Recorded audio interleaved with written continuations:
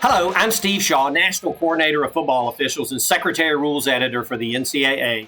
And today we're presenting the fourth in our series of media videos for the 2021 season. And we're going to be focused on game action from the weekend of September 25th.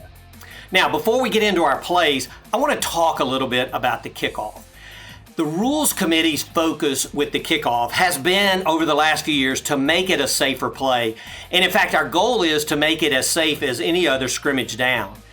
And so some of the rules adjustments that we've made of late is we've limited the run-up of the kicking team. We've now made the touchback out to the 25-yard line. We've put in the fair catch option for the receiving team. We've eliminated the illegal blindside blocks. And now we do not allow double team blocks, what we call a two-man wedge. So all of those things working together have made the play safer. So how are we doing? Well, beginning with the 2019 season, our injury rates on kickoff have been at or just below that of a regular scrimmage down. So we're doing very, very well. And in fact, positive indications that we should be able to keep the kickoff in our game. And it's such an exciting play. We saw this past weekend several runbacks for touchdown. There's the element of the surprise onside kick. So we're not out of options, and we're going to continue to monitor the injury rate on kickoffs, and we're really focused on upper body injuries on that.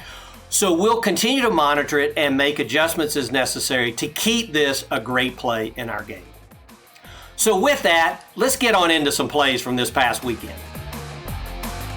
Our first two plays we're going to review this week are going to be targeting plays. And so this first play, we get a corner blitz by number 7 and a big hit on the quarterback. And the center judge is going to put the marker down for targeting. Now, replay is going to come in and review this as we do all targeting fouls.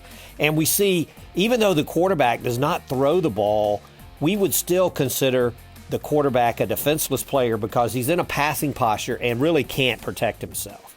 And so now we're going to take a look at the end zone shot, and it's clear that there's no contact to the head or neck area of the defenseless player. So we could only have a targeting foul for crown of the helmet. And then as we look at the low end zone, we're going to see that the head moves to the side and there's no crown involved in the helmet hit. Kind of the side of the helmet is involved. So replay is going to properly overturn this call. There'll be no penalty, and number 7 stays in the game. Play 2 is a punt play, and we're going to see the receiver moving into position, looking up to catch the kick, and then number 6 of the kicking team is going to attack and hit the receiver just before the ball arrives. Now, we get 2 flags from the crew. The back judge and field judge put the marker down, and the call is going to be kick-catch interference with targeting. Now, the play is going to go to review, but regardless of the outcome of the review, the kicking team will be penalized for the kick-catch interference. And anytime we hear a foul with targeting, the penalty is going to be enforced, and the replay will look at targeting for the disqualification component. So as we look at this, we're going to see the receiver is in position to make the catch, is defenseless, and we have an indicator as we see number 6 approach the receiver, and he's going to duck his head, lead with his head. And so finally, we can confirm that number 6 attacks and makes forcible contact to the head or neck area of the defenseless receiver. So this is a confirmed targeting foul and the type hit we really want out of the game. Play 3, we're second and goal from the 4-yard line. And as a reminder, our officiating keys on receivers are very important on every play, but especially when we have 3rd and short, 4th and short, or we're down in the red zone.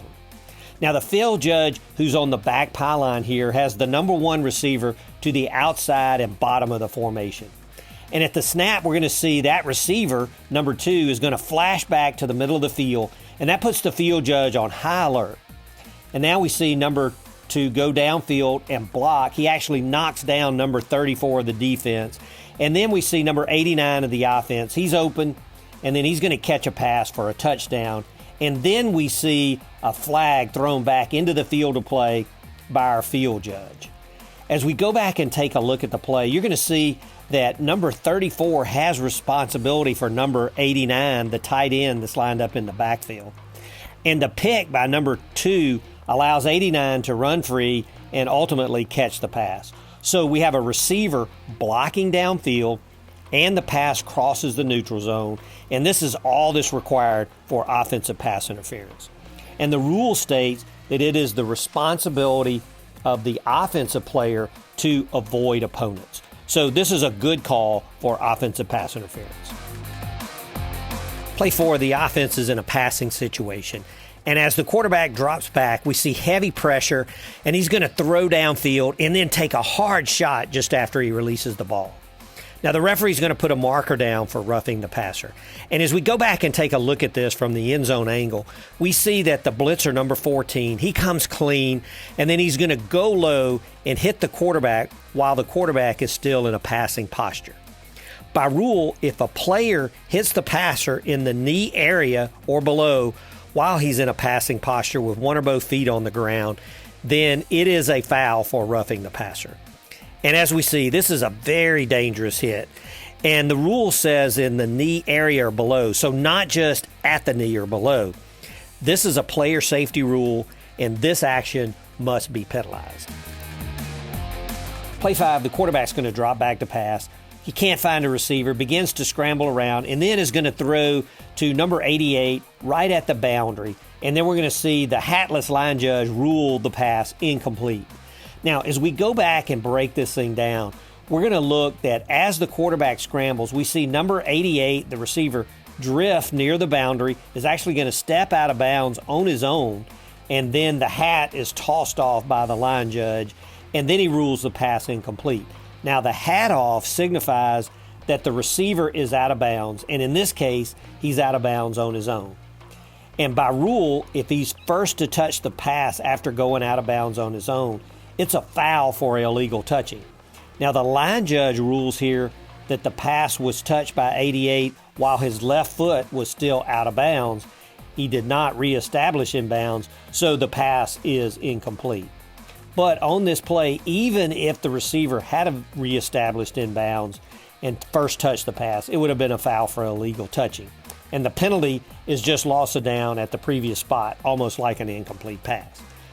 Now, only if the receiver was forced out of bounds by the defender and then the receiver reestablished in bounds could he legally catch the ball in this case.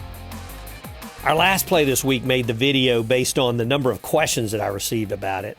And so what we're going to see is a pooch kickoff received by number 87 at about the 20-yard line. He's going to return the ball to the 28 where he's down. Now, the officials are going to place the ball back at the 20 for the next snap. And let's look at all the reasons why.